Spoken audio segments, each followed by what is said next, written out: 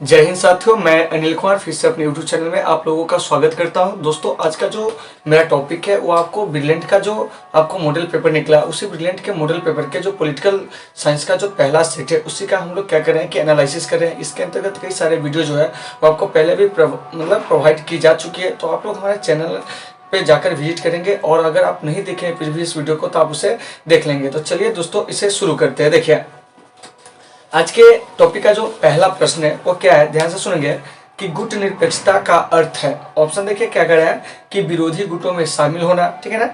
Option B कह रहा है कि विश्व के किसी भी गुट में शामिल नहीं होना, विश्व के सभी गुटों में शामिल होना, मौजूदा परस्पर विरोधी गुटों से सामंजस्य बनाए रखना। तो देखिए, गुट निरपेक्षता का अर्थ होता है विश्व के किसी भी गुट में शामिल नहीं होना, ठीक है ना, और विश्व के सभी देशों से सहयोग को क्या करना, स्थापित करना। तो आइए, ये गुट निरपेक्षता की कहानी क्या है, इस पर हम लोग क्या करेंगे कि आपको चर्चा करेंगे। तो सबसे पहले जान लीजिए कि जो आपको द्वितीय विश्व युद्ध है, ठीक है ना, यह द्वितीय विश्व युद्ध आपको 1939 से लेके 1945 अर्थात 6 वर्षों तक चला था, ठीक है ना। तो आइए इसको हम रिटेन समझाते हैं ताकि आपको जो चीज इसमें अच्छा लगे आप उसे नोट भी कर लेंगे, ठीक है ना। तो देखिए, तो सबसे पहले आपको इसकी कहानी शुरू होती है द्वितीय विश्व युद्ध के समाप्ति के बाद, ठीक है ना।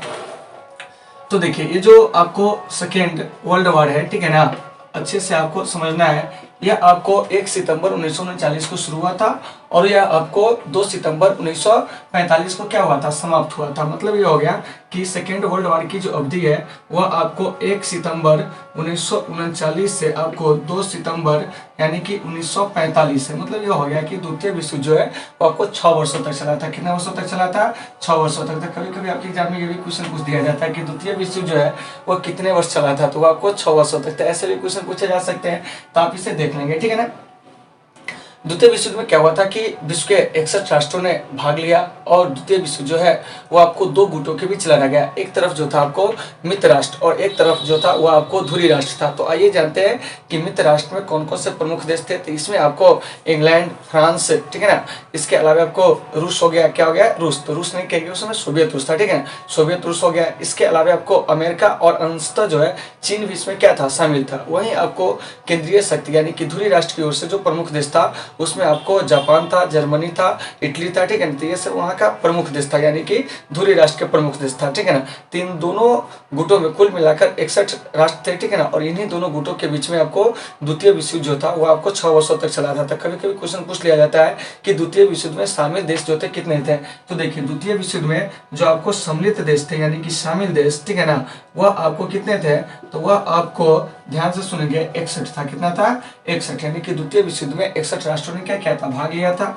और यह विश्व युद्ध जो है वो आपको 2 गुटों के बीच हुआ था। एक तरफ आपको मित्र राष्ट्र, ठीक है ना, और एक तरफ जो था वो आपको धुरी राष्ट्र था, ठीक है ना। यानी कि मित्र राष्ट्र और धुरी राष्ट्र की ओर मतलब बीच ये युद्ध जो था वो आपको क्या हुआ था कि लड़ा गया था। तो मित्र राष्ट्रों में जैसे कि आपको इंग्लैंड, ये आपको प्रमुख देश था। क्या था? इंग्लैंड था, ठीक है ना। इंग्लैंड के अलावा आपको फ्रांस हो गया। क्या हो गया? फ्रांस हो गया, ठीक है ना। फ्रांस के अलावा जो हो गया आपको यूएसएसआर यानी कि सोवियत रूस। क्या हो गया? सोवियत रूस। इसके अलावा आपको यूएसए। क्या हो गया? यूएसए हो गया, ठीक है ना। और अंशतः जो था इसमें चाइना भी शामिल था, ठीक है ना। यानी कि अंशतः आप चीन की बात भी कर सकते हैं यानी कि प्रमुख देश में, ठीक है ना, कि मित्र राष्ट्र के प्रमुख देश में जो शामिल देश था कौन कौन था, तो आपको इंग्लैंड, फ्रांस, यूएसएसआर, यूएसए और आपको अंशतः चीन, मतलब हल्का फल्का ये था, ठीक है ना। वहीं आपको धुरी राष्ट्र में अगर हम बात करते हैं तो धुरी राष्ट्र में आपको जो प्रमुख देश था उसमें आपको जापान। क्या था? जापान, ठीक है ना। जापान के अलावा जो था वो आपको जर्मनी। क्या था? जर्मनी था। जर्मनी के अलावा जो है वह आपको इटली भी जो था वो आपको क्या था कि आपको द्वितीय विश्व युद्ध में जो था वो धुरी राष्ट्र की ओर से ही लड़ा था, इटली से, ठीक है ना।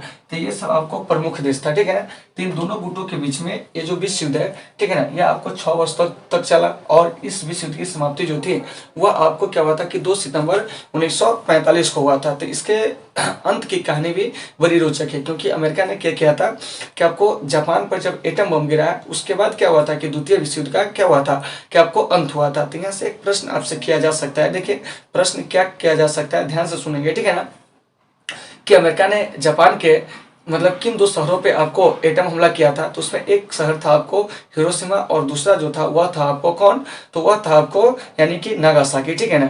तो आइए जानते हैं कि यहाँ पर कब कब बम गिराया गया था क्योंकि आपसे ये भी आपके एग्जाम में क्वेश्चन पूछे जाते हैं। तो हिरोशिमा पर आपको 6 अगस्त 1945 को बम गिराया गया था, ठीक है ना। दूसरा बम जापान के ही नागासाकी शहर पर आपको क्या हुआ था कि 9 अगस्त 1945 को गिराया गया था। और जापान को बुरी तरह जो था वो आपको क्या हुआ था कि आपको मतलब कि पराजित कर दिया गया। और इसमें गलती जो थी कहीं ना कहीं आपको शुरू में जापान की थी, क्योंकि जापान ने अमेरिका के पर्ल हार्बर पर क्या हुआ था 1941 में बहुत ही ज्यादा क्या किया था, बमबारी किया था और उसके नेवल बेस को क्या कर दिया था, ध्वस्त कर दिया था, ठीक है ना।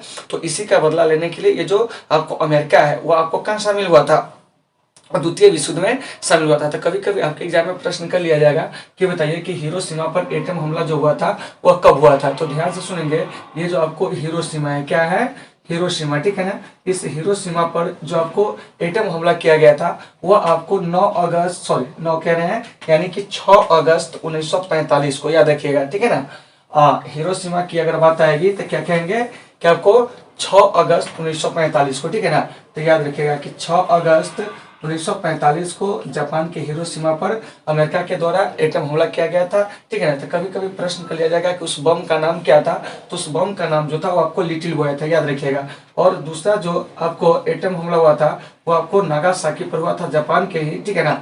वो आपको यानी कि 9 अगस्त, ठीक है ना, 1945 को। तो इन चीजों को भी आपको अच्छे से याद रखना है कि कब हुआ था, तब क्या कहेंगे 9 अगस्त 1945 को, यानी कि जापान के नागासाकी पे, ठीक है ना। और इस बम का नाम था फैटमैन, क्या था, फैटमैन। तो आप इसको याद रखिएगा कि हिरोशिमा पर जो एटम बम गिरा था उसका नाम था लिटिल बॉय, और जो आपको नागासाकी पर एटम बम गिरा था उसका नाम था आपको क्या, तो फैटमैन। तो देखिए, तो सबसे पहले लिटिल बॉय मतलब छोटा बुआ, ठीक है ना। तो छोटा बुआ पहले आएगा, ठीक है ना, उसके बाद वो बुआ मोटा होगा। इसका मतलब हो गया कि 9 अगस्त को फैटमैन क्या हो गया, फैटमैन, फैटमैन मतलब हो गया मोटा बुआ, ठीक है ना। और इधर जो देख रहे हिरोशिमा, इस पर जो गिराया गया था वो आपको क्या गिराया गया था, लिटिल बॉय मतलब छोटा बुआ।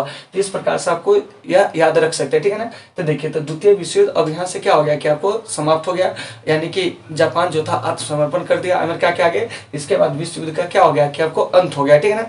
लेकिन द्वितीय विश्व युद्ध के बाद हमारा जो यह विश्व है वो आपको दो बड़ी महाशक्ति के रूप में उभरा। एक तरफ जो था वो आपको यानी कि अमेरिका जो कि आपको पूंजीवादी विचारधारा का समर्थन किया, दूसरा तरफ जो था वो आपका था सोवियत रूस जो कि आपको साम्यवादी विचारधारा का समर्थन किया। और इन दोनों देशों ने दुनिया के देशों को अपने प्रभाव में लाने के क्रम में क्या हुआ कि आपको कोल्ड वार को जन्म दिया। किसको जन्म दिया, कोल्ड वार को जन्म दिया, यानी कि शीत युद्ध को जन्म दिया। तो आपका यहाँ से प्रश्न आएगा कि सर ये जो शीत युद्ध होता है वो क्या होता है। तो देखिए, क्या हुआ था कि आपको द्वितीय विश्व युद्ध के बाद अमेरिका और सोवियत संघ के बीच में क्या हुआ था कि आपको जो वैचारिक मतभेद था, ठीक है ना, जो दोनों के बीच में वैचारिक मतभेद होने के कारण तनाव उत्पन्न हुआ था, उसी को कहा गया शीत युद्ध। क्या कहा गया, शीत युद्ध। अंग्रेजी में इसे बोलते हैं कोल्ड वार। क्या बोलते हैं, कोल्ड वार। तो इन चीजों को आपको अच्छे से याद रखना है। और यह शीत युद्ध जो था वो आपको अमेरिका और सोवियत संघ के बीच जो था वह आपको 1946 से लेके 1991 तक क्या हुआ था कि आपको चला था, मतलब कि 4 दशकों से अधिक तक यह युद्ध जो था वो आपको क्या हुआ था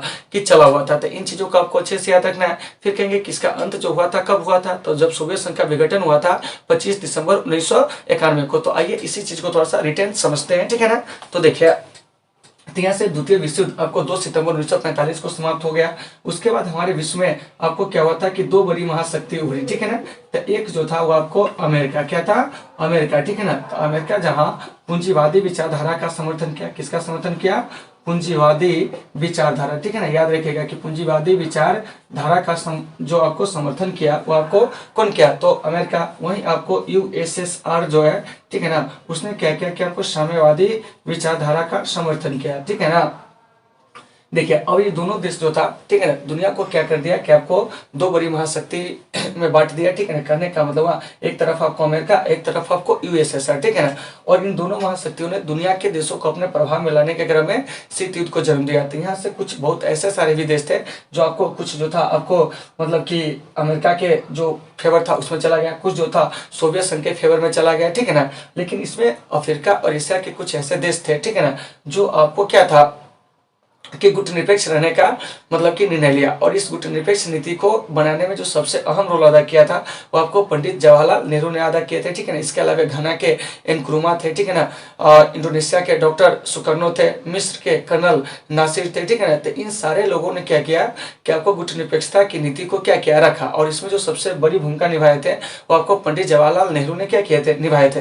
तो कभी कभी प्रश्न कर लिया जाता है कि बताइए कि ये जो गुटनिरपेक्षता है उसका अर्थ क्या होता है, तो विश्व के किसी भी गुट में क्या होना है कि आपको शामिल नहीं होना। तो कभी कभी आपसे यहाँ से और भी क्वेश्चन पूछा जा सकता है कि गुटनिरपेक्ष आंदोलन के जनक जो है वह किसे कहा जाता है। देखिए तो इसमें आपको पंडित जवाहरलाल नेहरू, ठीक है ना, ध्यान से सुनिएगा कि सबसे प्रमुख नाम जो लिया जाता है पंडित जवाहरलाल नेहरू का, यानी कि गुटनिरपेक्षता की नीति रखने में जो सबसे अहम भूमिका निभाए थे वो आपको पंडित जवाहरलाल नेहरू। और पंडित जवाहरलाल नेहरू को भारतीय विदेश नीति का क्या कहा जाता है, जनक कहा जाता है, क्योंकि भारत के पहले विदेश नीति मतलब कि मंत्री थे, ठीक है। चलिए इसके अलावा आपको डॉक्टर सुकर्नो जो कि आपको इंडोनेशिया के थे, कहाँ के थे, इंडोनेशिया के थे डॉक्टर सुकर्नो, ठीक है ना। इसके अलावा आपको क्या कहते हैं कि घाना के जो थे एन क्रूमा, क्या है, एन क्रूमा, ठीक है। इसके अलावा आपको मार्शल टिटो, क्या है, मार्शल टिटो, ये आपको युगोस्लाविया के थे, ठीक है। और एक जो थे और प्रमुख व्यक्ति में, ठीक है ना, वो आपको मिस्र के थे कर्नल नासिर, कौन थे, कर्नल नासिर, ठीक है ना। तो इन लोगों ने क्या किया था कि गुटनिरपेक्षता की नीति को रखने में अहम भूमिका क्या किए थे, निभाए थे। तो इसमें से हम देख रहे हैं पंडित जवाहरलाल नेहरू जो कि भारत के प्रधानमंत्री थे, डॉक्टर सुकर्नो जो कि इंडोनेशिया के राष्ट्रपति थे, नक्रुमा जो कि घाना के थे, मार्शल टिटो युगोस्लाविया के थे, कर्नल नासिर मिस्र के थे। तो हम यहाँ पर क्या देख रहे हैं कि इसमें एशिया व अफ्रीका दोनों के देश से क्या है, दोनों के देश से, और इन्हीं देशों के द्वारा क्या हुआ था कि गुटनिरपेक्षता की जो नीति थी उसे रखा गया था। तो कभी कभी प्रश्न कर लिया जाएगा कि बताइए कि गुटनिरपेक्षता की जो नीति है यानी कि गुटनिरपेक्ष आंदोलन है, इसकी नींव जो पड़ी थी वह कहाँ पड़ी थी, तो वह आपको क्या हुआ था कि बाडुंग सम्मेलन में पड़ा था। कहाँ पड़ा था, बाडुंग सम्मेलन में। तो कभी कभी प्रश्न कर लिया जाएगा कि बाडुंग सम्मेलन जो हुआ था वह कब हुआ था, तो यह आपको 1955 हुआ था। देखिए हम एग्जाम के व्यू से आपको इसमें सारी चीज बता रहे हैं, ठीक है ना। तो ये जो बाडुंग सम्मेलन है, ध्यान से सुनिएगा, यह बाडुंग सम्मेलन आपको 1955 में हुआ था। और कहाँ हुआ था, तो यह आपको इंडोनेशिया के जावा द्वीप पर हुआ था। और इसमें एशिया व अफ्रीका के क्या हुए थे कि आपको 29 देश जो थे वो आपको क्या किए थे, आपको हिस्सा लिए थे। क्या किए थे, 29 देश हिस्सा लिए थे। और इसी में गुटनिरपेक्ष आंदोलन की क्या हुई थी, नींव पड़ी थी। और इस प्रकार से गुटनिरपेक्ष देशों का जो पहला शिखर सम्मेलन हुआ था वह आपको बेलग्रेड में हुआ था 1961 में। कितना में, 1961 में। आपसे क्वेश्चन पूछा जाएगा कि गुटनिरपेक्ष देशों का प्रथम शिखर सम्मेलन कहाँ हुआ था, तो हम क्या कहेंगे, बेलग्रेड में। कहाँ हुआ था, बेलग्रेड में हुआ था। बेलग्रेड कहाँ है, युगोस्लाविया में। तो कभी कभी पूछ लिया जाएगा कि भारत में गुटनिरपेक्ष देशों का शिखर सम्मेलन कब हुआ था, तो यह आपको 1983 में हुआ था, आपको नई दिल्ली में। कहाँ हुआ था, नई दिल्ली में। देखिए पहला गुटनिरपेक्ष सम्मेलन जो है वो आपको बेलग्रेड में हुआ था 1961 में, ठीक है ना। भारत में जो हमारा हुआ था वो आपको नई दिल्ली में, यानी कि नॉन एलिग्नेट मूवमेंट इसको अंग्रेजी में कहते हैं, नॉन एलिग्नेट मूवमेंट, ठीक है ना, यानी कि गुटनिरपेक्ष आंदोलन, ठीक है ना। तो यहाँ से क्वेश्चन क्या पूछा जाएगा, देखिए कि सबसे पहले कि द्वितीय विश्व युद्ध के बाद कौन से दो देश जो थे वो बड़ी महाशक्ति के रूप में उभरा, तो वो आपको एक अमेरिका और एक जो था वो आपको क्या था, यूएसएसआर, ठीक है ना। इन चीजों को याद रखना है। गुटनिरपेक्ष आंदोलन को मतलब आगे ले जाने में किनकी मतलब महत्वपूर्ण भूमिका थी, या इस नीति को सबसे पहले शुरू करने में किनकी सबसे ज्यादा योगदान था, तो पंडित जवाहरलाल नेहरू का। लेकिन इनके अलावे, ठीक है, doctor Sukarno, Nkrumah, Marshal Tito, Colonel Nasser, ये लोग प्रमुख थे। क्या थे, प्रमुख थे। हाँ एक चीज याद रखिएगा कि प्रथम गुटनिरपेक्ष आंदोलन में आपको 25 राष्ट्रों ने क्या किया था, भाग लिया था। और आज आपको गुटनिरपेक्ष देशों के शिखर सम्मेलन में आपको कितने राष्ट्र शामिल है, तो वह आपको यानी कि क्या कहते हैं कि 120 राष्ट्र जो है वो आपको शामिल है, ठीक है ना। और कहीं ना कहीं ये जो गुटनिरपेक्ष आंदोलन है इसी ने क्या किया था कि शीत युद्ध को खत्म किया था। क्या किया था, खत्म किया था, ठीक है। तो इन चीजों को याद रखना। कभी कभी प्रश्न लिया जाएगा कि शीत युद्ध का अंत कब हुआ था, तो सोवियत संघ के विघटन के बाद आपको 25 दिसंबर 1991 को हुआ था, ठीक है ना। पहला गुटनिरपेक्ष सम्मेलन कहाँ हुआ था, बेलग्रेड में 1961 में। भारत में कब हुआ था, 1983 में। ऐसे क्वेश्चन पूछे जा सकते हैं। बाकी भी से ये जो चीज समझाया है उम्मीद है कि आप इसे समझ गए होंगे, ठीक है। तो इसको फटाफट आप लोग क्या कर लीजिए, क्लियर कर लीजिए, ठीक है ना। उसके बाद हम फिर आगे बढ़ेंगे।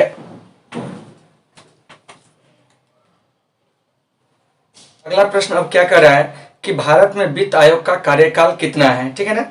देखिए ऑप्शन ए कह रहा है आपको यानी कि 5 वर्ष, ऑप्शन बी कह रहा है 4 वर्ष, ऑप्शन सी कह रहा है आपको 6 वर्ष, ठीक है ना। तो देखिए भारत में वित्त आयोग का जो कार्यकाल है वो आपको 5 वर्ष है। क्या है, 5 वर्ष है। और अभी जो वित्त आयोग जो है वो आपको 15वें वित्त आयोग जो है वो आपको चल रही है, ठीक है। तो इन चीजों को आपको अच्छे से क्या करना है, याद रखना है। तो देखिए यहाँ पर एक टॉपिक है आपको वित्त आयोग। क्या है, वित्त आयोग। तो देखिए तो वित्त आयोग से पूछे जाने वाले जो भी प्रश्न है उसे हम लोग क्या करते हैं कि आपको क्लियर करते हैं, ठीक है ना।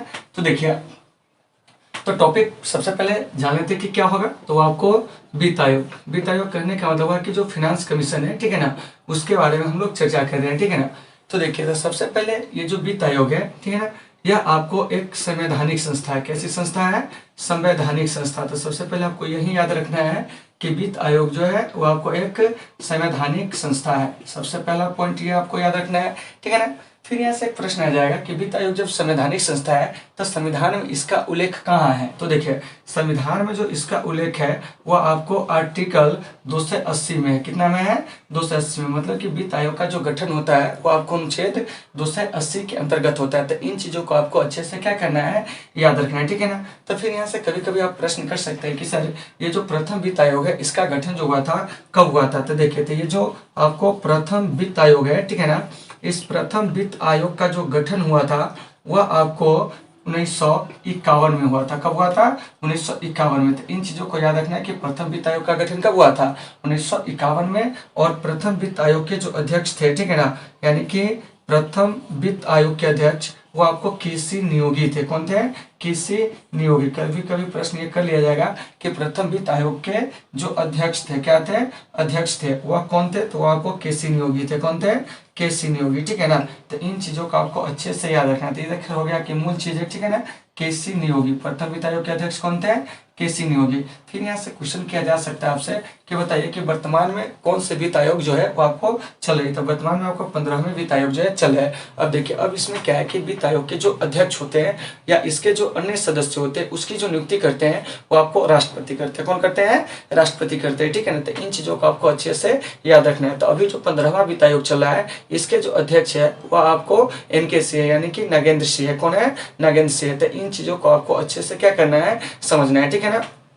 तो एक चीज याद रखिएगा कि प्रथम वित्त आयोग के जो अध्यक्ष थे वो कौन थे? तो आपको केसी नियोगी थे। तो यहाँ से कभी कभी प्रश्न कर लिया जाएगा कि वित्त आयोग में कितने सदस्य होते हैं। तो देखिए तो ये जो वित्त आयोग है इसमें जो आपको सदस्य की संख्या होती है, ठीक है ना, वह आपको 5 होती है। और 5 में यहाँ पर हम ऐसे रखेंगे कि अध्यक्ष सहित। कैसे? अध्यक्ष सहित। अध्यक्ष इसमें 1 होते हैं, 4 जो होते हैं अन्य सदस्य होते हैं। इन सबकी जो नियुक्ति करते हैं, ठीक है ना, यानी कि वित्त आयोग के जो सदस्य है उसकी जो नियुक्ति करते हैं वो आपको राष्ट्रपति करते हैं। कौन करते हैं? राष्ट्रपति करते हैं। तो इन चीजों को आपको अच्छे से समझना है। तो कभी कभी आपके एग्जाम में क्वेश्चन पूछ लिया जाएगा कि बताइए कि वित्त आयोग के सदस्य की नियुक्ति कौन करते हैं। तो वित्त आयोग के जो सदस्य होती है उसकी नियुक्ति जो करते हैं वो आपको भारत के राष्ट्रपति यानी प्रेसिडेंट ऑफ इंडिया करते हैं। यानी कि इसमें अध्यक्ष होते हैं और 4 जो होते हैं अन्य सदस्य होते हैं। फिर क्वेश्चन कर लिया जाएगा आपसे क्या है, बताइए कि वित्त आयोग किस प्रकार की संस्था है। तो आपको संवैधानिक संस्था है, ठीक है ना। और इसका उल्लेख जो कहाँ है? तो अनुच्छेद आपको 280 में, ठीक है ना। यानी कि वित्त आयोग का गठन जो है संविधान के अनुच्छेद 280 के अंतर्गत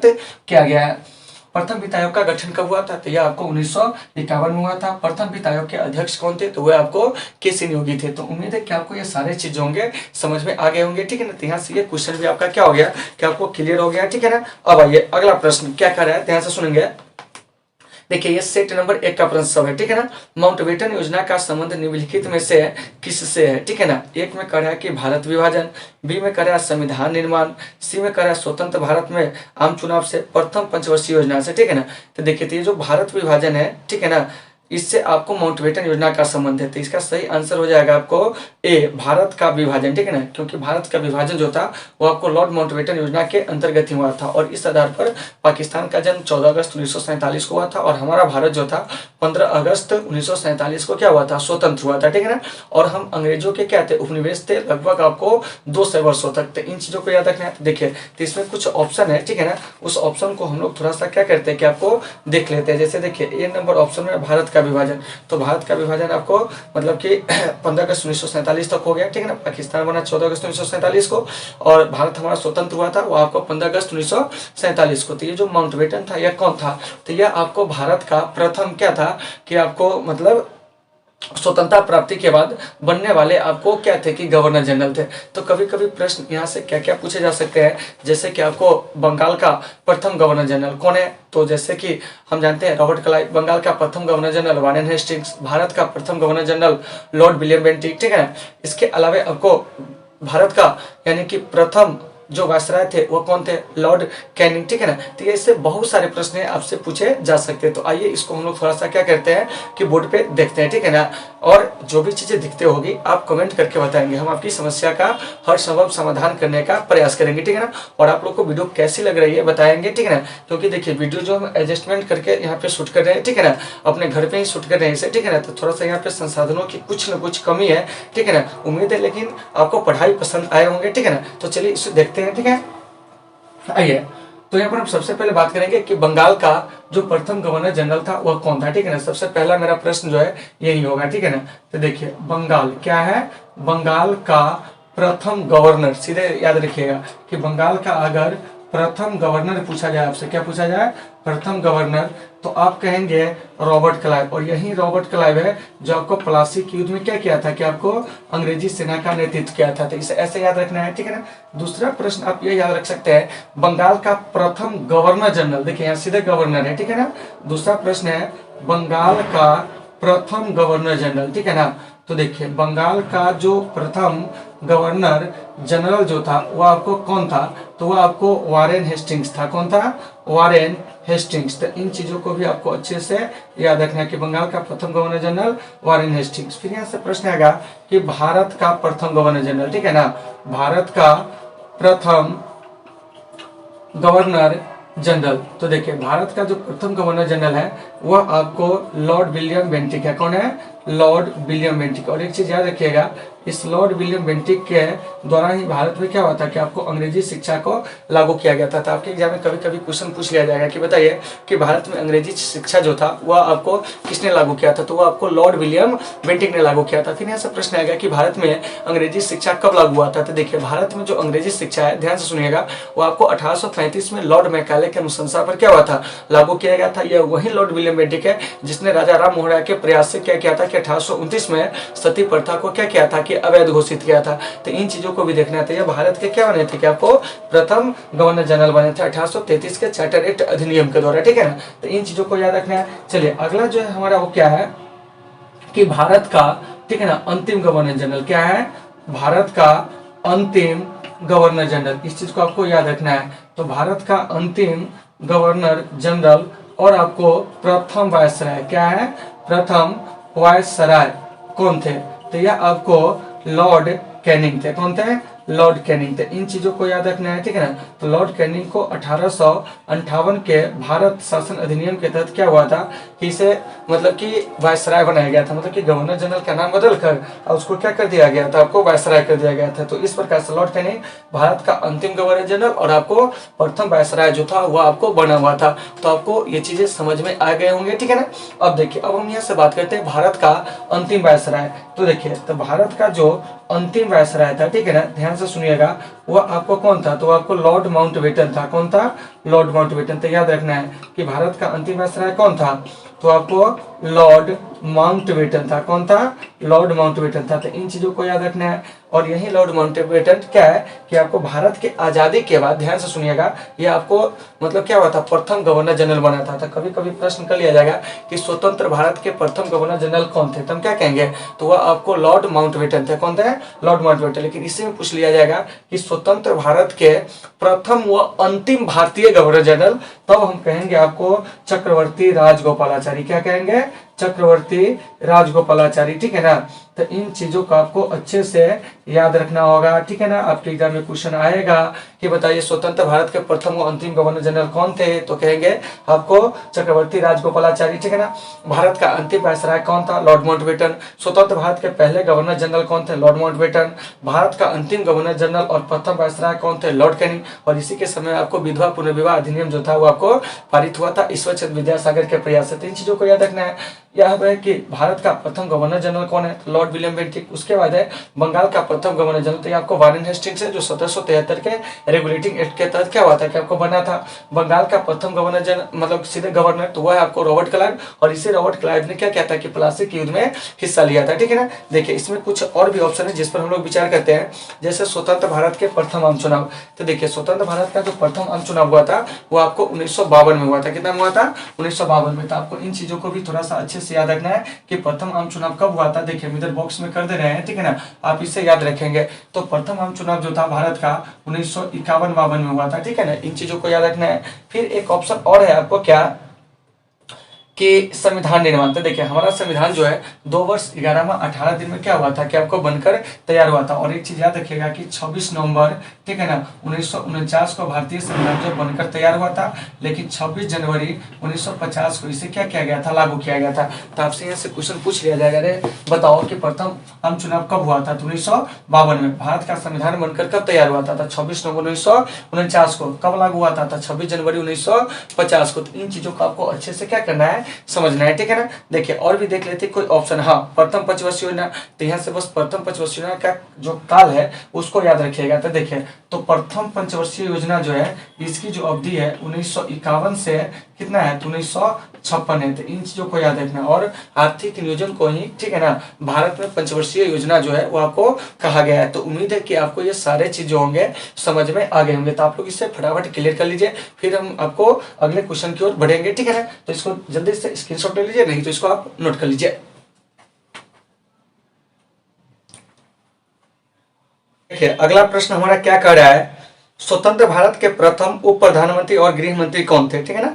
ऑप्शन ए कह रहा है पंडित जवाहरलाल नेहरू, डॉक्टर राजेंद्र प्रसाद, सरदार वल्लभ भाई पटेल, कन्हैयालाल मणिकलाल मुंशी।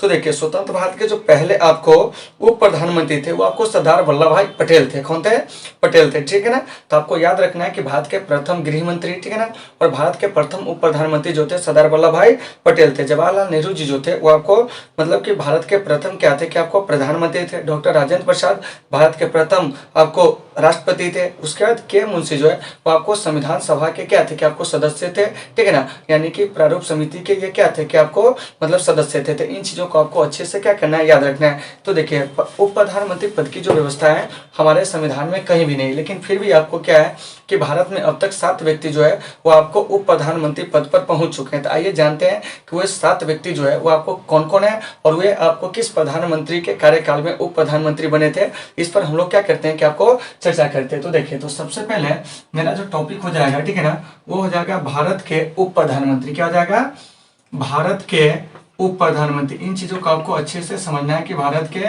उप प्रधानमंत्री संविधान में इसका कहीं पर भी क्या है कि आपको उल्लेख नहीं है। हाँ, गठबंधन की जब रणनीति होती है, सरकार जब कमजोर होती है, तो ऐसे परिस्थिति में क्या होता है कि आपको अपने सहयोगी दलों को मांग को पूरा करने के लिए इस व्यवस्था को क्या करता है कि मतलब अपना लेता है, ठीक है ना। तो देखिए तो भारत के जो पहले उप प्रधानमंत्री थे वो आपको सरदार वल्लभ भाई पटेल थे। याद रखना है आपको, सरदार वल्लभ भाई पटेल जो थे वो आपको भारत के पहले उप प्रधानमंत्री थे। तो इन चीजों को याद रखना है, ठीक है ना। दूसरी बात कि जो दूसरे उप प्रधानमंत्री थे वो आपको मोरारजी देसाई थे। कौन थे, मोरारजी देसाई। तो इन चीजों को आपको अच्छे से याद रखना है, ठीक है ना।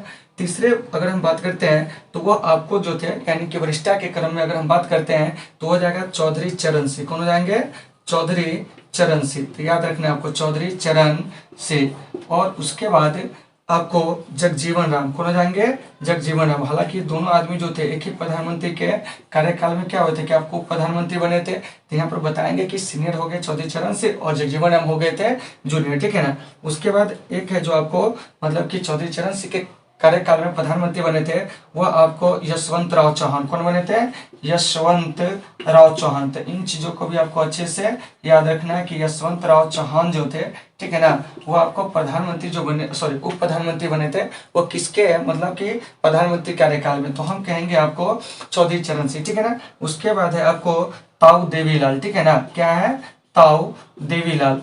उसके बाद है आपको ताऊ देवीलाल के बाद वह जो है आपको लाल कृष्ण आडवाणी, लाल कृष्ण आडवाणी। तो आइए यहाँ पर हम चर्चा करते हैं कि ये लोग किस प्रधानमंत्री के कार्यकाल में क्या थे कि आपको उप प्रधानमंत्री थे, ठीक है ना, क्योंकि क्वेश्चन कभी कभी पूछ लिया जाएगा।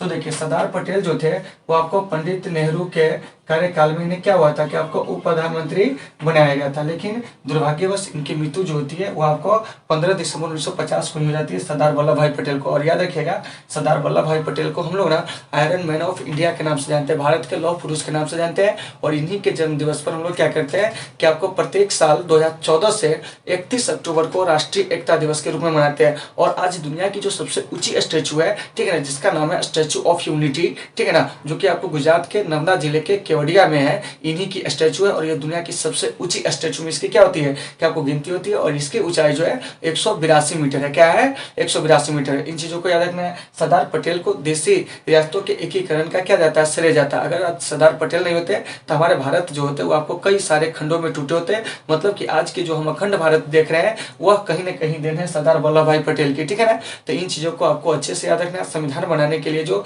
आपको मौलिक अधिकारों और जो अल्पसंख्यक संबंधी जो आपको क्या था, परामर्श समिति थे, उसके जो अध्यक्ष थे सरदार वल्लभ भाई पटेल थे और इन्हीं के नेतृत्व में आपको बारदौली सत्याग्रह जो था वह 1928 में संभव हुआ था, ठीक है। तो इन सारे चीजों को आपको अच्छे से याद रखना है। अब आइए मोरारजी देसाई। तो मोरारजी देसाई जो थे वो आपको इंदिरा गांधी के कार्यकाल में, किसके कार्यकाल में, इंदिरा गांधी के कार्यकाल में ये क्या हुए थे कि आपको उप प्रधानमंत्री जो थे वो आपको क्या हुए थे कि बने हुए थे। तो इन चीजों को आपको अच्छे से समझना है। मोरारजी देसाई के नाम सबसे अधिक बार संसद में बजट पेश करने का रिकॉर्ड है और ये हमारे भारत के पहले गैर कांग्रेसी प्रधानमंत्री बने थे 1977 में और इन्होंने इंदिरा गांधी को गुंगी गुड़िया कहते थे। याद रखिएगा कि इंदिरा गांधी को हम लोग आयरन लेडी ऑफ इंडिया के नाम से जानते हैं। प्रथम गैर कांग्रेसी प्रधानमंत्री तो वो आपको मोरारजी देसाई थे। इन चीजों को याद रखना है। अब देखिए चौधरी चरण सिंह और जगजीवन राम, ये दोनों जो आपको उप प्रधानमंत्री बने थे वो आपको मोरारजी देसाई के कार्यकाल में, किसमें बने थे, मोरारजी देसाई के कार्यकाल में। तो आप लोग को पता होगा कि जनता पार्टी का जो गठन हुआ था, क्या हुआ था, गठन हुआ था, वो आपको कब हुआ था, 1977 में।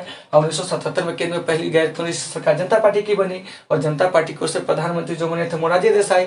जनता पार्टी कोई एक दो पार्टी का मिश्रण था नहीं, यानी कहने का मतलब हुआ कि इसमें कई सारे पार्टियों का क्या था कि आपको विलय होकर तब जनता पार्टी बना था। लेकिन इसी पार्टी में क्या था कि आपको जो बड़े बड़े कुछ नेता थे उनको मतलब कि संतुष्ट करने के लिए क्या हुआ था कि आपको उप प्रधानमंत्री जो था बनाया गया था। तो यहाँ आपको दो व्यक्ति उप प्रधानमंत्री बने थे, एक चौधरी चरण सिंह और एक जगजीवन राम। तो चौधरी चरण सिंह जो थे वो आपको वरिष्ठ उप प्रधानमंत्री थे, ठीक है ना, और जगजीवन राम जो थे वो आपको कनिष्ठ उप प्रधानमंत्री थे, ठीक है।